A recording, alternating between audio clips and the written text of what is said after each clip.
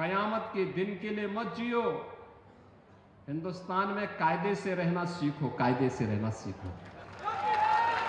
कायदे से रहोगे तो फायदे में रहोगे, और नहीं तो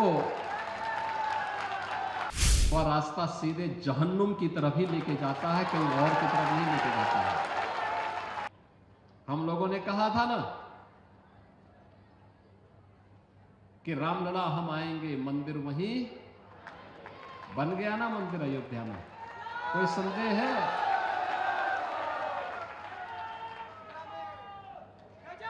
कोई संदेह है? और हम आज फिर इस बात को कह रहे हैं कि कयामत के दिन तक भी कभी, कयामत का दिन तो कभी आना ही नहीं है, और इसलिए बाबरी ढांचे का पुनर्निर्माण कभी होना ही नहीं है। जो कयामत के दिन आने का सपना देख रहे हैं, ऐसे ही सड़गल जाएंगे, कभी वह दिन आने वाला नहीं है।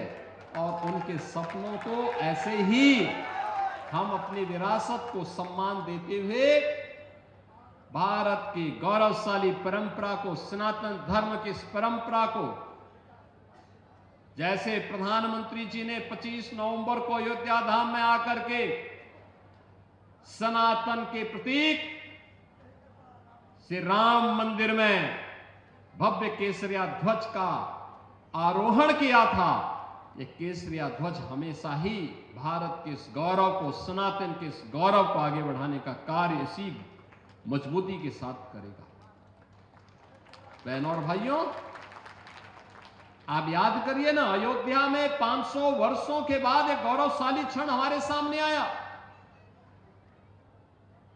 इन 500 वर्षों में अनेक राजा महाराजा आए,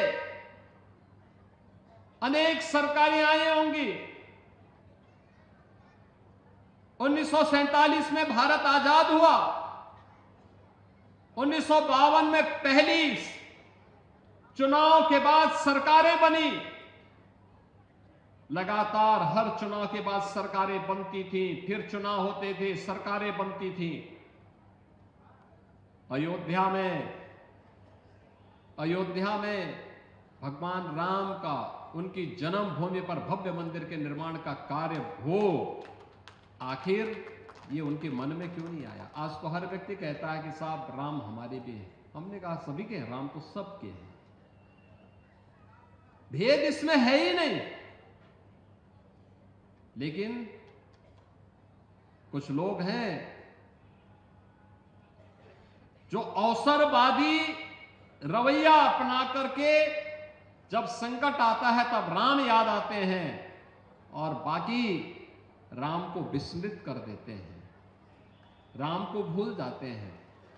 इसलिए भगवान राम भी अब उनको भूल चुके हैं।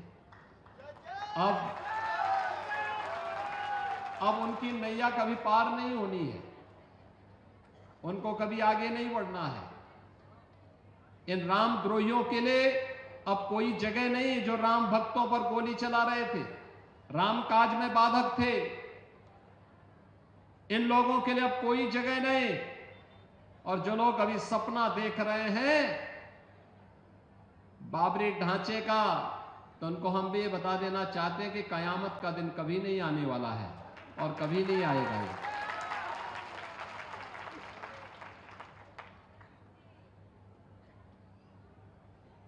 कयामत के दिन के लिए मत जियो।